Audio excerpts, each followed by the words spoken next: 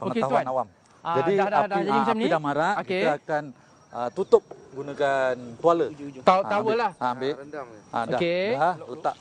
Ni. Letak tepi tu. Tepi dulu. Pelan-pelan. Depan lagi tutup. Yes. Oh. Maksudnya kita melepaskan api yang sedang marak terbakar tadi. Kan? Tapi setengah orang dia panik, dia macam campak je. Towel tu tak boleh lah. Tak boleh, jangan campak tuala tu. Jadi kita kena pelan-pelan, relax. Jiwa tenang. Jiwa tenang lah. Jiwa tenang, tutup macam ni. Tutup saja. Terus melemaskan api tu. Sekarang kita telah buktikan bahawa bukan anggota bomba saja yang memadam kebakaran, maksudnya orang awam pun boleh memadam kebakaran dengan cara yang betul, dengan cara yang betul lah. Ikut apa yang bomba tunjuk tadi. Jadi maksudnya kalau di dapur tu mesti ada jugalah tuala yang besar sebagai simpanan lah. Kalau set daripada bomba kita ada fire blanket namanya. Fire blanket lah. Fire blanket tu just kita tarik, kita terus selimutkan sahaja. Yang kalau macam fire blanket tu perlu rendam dengan air ke? Tak perlu. Tak perlu. Ambil daripada kotak dia tu, just tutup saja fire blanket tu nama dia. Tapi kalau kita tak ada fire blanket, kita belum beli. Bukan tak beli, kita belum beli.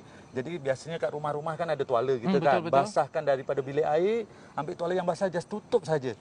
Jangan macam yang tadi kita mula-mula tadi kita campak air, curah air, apa lagi kan, simbah air gunakan gayung. Bila kita simbah air gunakan gayung, api tu makin besar, makin marak.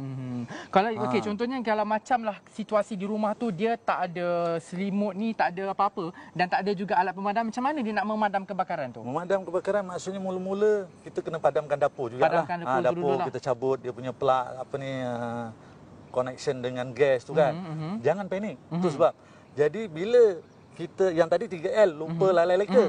Yang ini bila berlaku kebakaran kita cuba lawan dulu. 3L yang kedua, lawan. Maksudnya lawan tu cuba padam. Cuba padam. Lawan dulu. Kalau dah padam tu tak boleh padam, masih juga marak. Yang kedua, L yang kedua adalah lari.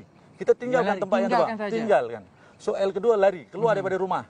Keluar daripada rumah kita memang dah terbakar lah yang di dapur tu kan. Kita nak buat apa? L yang ketiga, lapor. Lapor terus lah. Lapor terus. Minta nombor 999, kita dial free. Call, minta bomba datang. Dalam masa 10 minit, bomba akan sampai. InsyaAllah. InsyaAllah Kalau lah. jarak dekat, lebih cepat lah, lebih pantas bomba akan sampai. Bagilah bomba yang handle perkara ni. Dapat ditangani. Tapi yang perlu pentingnya kepada penonton mesti ada satu orang kata tuala yang besar dan juga kalau boleh ada baldi lah kan, ataupun macam daripada bilik air pun boleh. Bilik air kan, basahkan ataupun di sinki tu sendiri kan di ada. Sinki tu terus orang kata tekup perlahan-lahan lah. Jangan main campak aja kan. Jangan panik. Ini orang kata satu ilmu yang barulah. Jadi kalau macam menggunakan alat kebakaran pula macam mana? Alat pemadam api just tunjuk cara je. Kita tunjuk. Ambil ni punat dan kita tekan sinilah. Saya tak boleh tekan, nanti berabuk semua kan. Betul-betul. Jadi kita tarik picu ni. Kalau yang picu ni macam mana? Saya selalu tengok dalam movie tapi tak pernah nak tahu macam mana cara dia. Yang ini kita twist kan, tarik saja. Twist. Baru buang. Tarik. Bukanlah terus tarik. Tak, maksudnya kita twist, tarik. Twist kan? Tu dia twist ke depan ke twist ke belakang? Nak memutuskan tali seal ni. Kita putuskan dulu. Lepas tu kita tarik. Tarik pin tu, baru kita tekan picu ni. Baru tekan picu dan halakan. Bila kita tekan sini akan keluar debu kering. Jadi akan memadamkan kebakaran. Jadi jarak yang selamat untuk kita daripada jarak tu sekurang-kurangnya 4 ke 6 kaki lah. Ataupun 2 meter. 2 meter. 2 meter. 2 meter daripada tempat yang terbakar tu kita sembuh. Sebab kalau kita rapat sangat dalam 1 meter, kita pula yang berbahang, kena panas. Sedangkan kalau orang awam dia tak menggunakan ialah baju yang khas kan. Yang khas, protector. Kita gunakan pakaian biasa macam ni. Jadi kita ambil jarak 2 meter, kita sembuh. Halakan ke tempat yang kebakaran dan debu-debu kering yang keluar ni nanti dia akan menyelimuti minyak ataupun dapur yang terbakar tu akan mati. Akan matilah.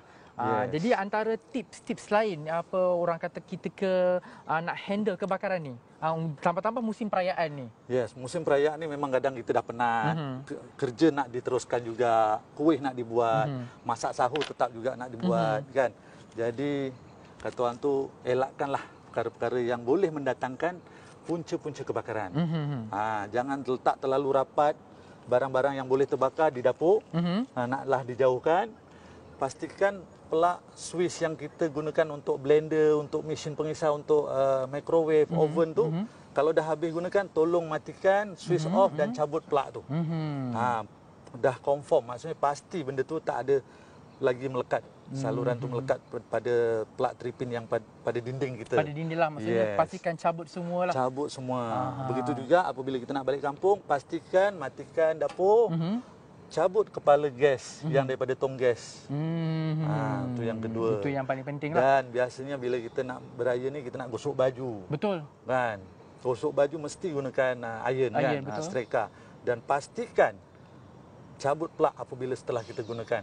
Jangan biar dia panas kan. Dan sebelum meninggalkan rumah, buat checklist pesan ataupun mak ataupun ayah ataupun abang yang tua, tolong cek semua dalam rumah dan dimatikan belum semua plug switch dah dicabut ataupun belum, barulah kita keluar rumah. Membuat checklist. Okey, jadi saya macam ada satu soalan lagi. Kalau contohnya macam alat pemadam kebakaran ni kan, dia ada tempoh-tempoh had tertentu kan yang boleh digunakan. Tapi kalau macam kita tak perasan dia dah expired ke apa ke, adakah ia masih boleh digunakan ataupun kita kena gantikan dengan yang lain? Okey, kebiasaannya alat pemadam api ni kita gunakan untuk setahun sekali. Setahun sekali lah. Dan dilakukan pemeriksaan oleh anggota bomba, bawa ke pejabat bomba yang berhampiran. Kita akan periksa di sini. Kalau bertanda hijau lagi, maksudnya dia masih aktif ataupun masih boleh digunakan. Tapi kalau dia punya tombol meter tu dah kepada merah, maksudnya dia dah tak boleh digunakan. Taklah diservis. Servis pun tak mahal, melalui fire contractor lah. Servis ataupun minta tolong abang bomba macam mana, tanyalah. Macam mana saya nak servis alat pemadam api ni? Ataupun tak sampai setahun, baru seminggu beli, sebulan beli, kita dah gunakan. Pun benda ni dah habis. Jadi pergilah ke pejabat bomba yang berhampiran, tanya dengan anggota bomba, macam mana nak buat servis ni? Di situ nanti pihak bomba akan memberi nasihat lah. Tapi kalau ada duit, beli yang baru. Beli yang baru lah. Lagi orang kata lagi selamat lah. Betul, kan. Jadi di kesempatan minit-minit terakhir ini, 1 minit, mungkin Tuan ada orang kata nasihat ataupun kata-kata akhir kepada penonton semua tentang keselamatan sewaktu perayaan ini. Okey, saya ingin menasihatkan pengguna jalan raya di luar sana apabila nak balik kampung. Ni dah mulalah. Hari Sabtu kan, mungkin dah ambil cuti Senin, Selasa. InsyaAllah Rabu kita akan menyambut Syawal.